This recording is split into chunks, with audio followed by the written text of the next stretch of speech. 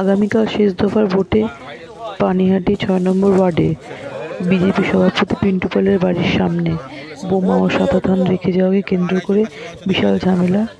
তারপরে ঝামেলা মেটাতে রহরা থানা পুলিশ এসে হাজির হন।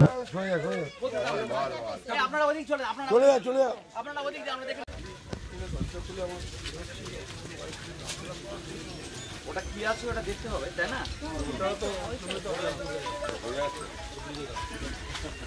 বলছি কি আমি এখানে এসেছি, এই তোলো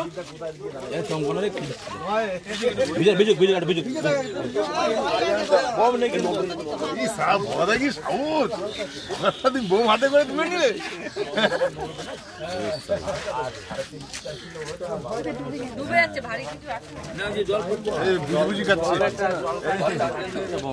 আরে দড়ির বান্ডিল বেঁধে বোম নেই। যাই হোক,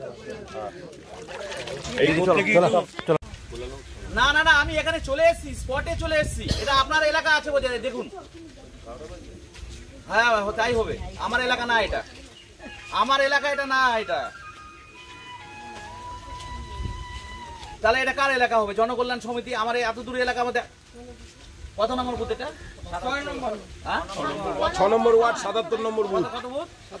77 নম্বর বুথ। 77